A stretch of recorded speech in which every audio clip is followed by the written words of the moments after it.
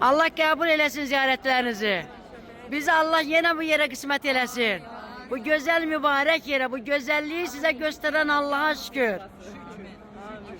Bizden iltiması duayız.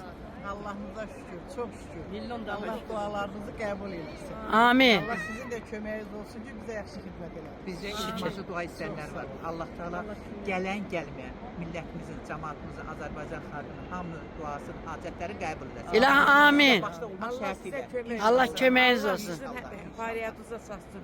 Bizi elə birinci gələnlərə siz böyük müjdə verdiniz. Elə ikinci gelenler. Elə sizin dualarınız bizə bəs edir. Bu duaları pullan almaq olmaz. Allah günahlarımızı bağışlasın. Amin. Yığıb gətirəsiniz. İlah, inşallah biz yenə gələcək. Tıka getmişəm burada dalıca İlah, gələcəm amin. yığmağa.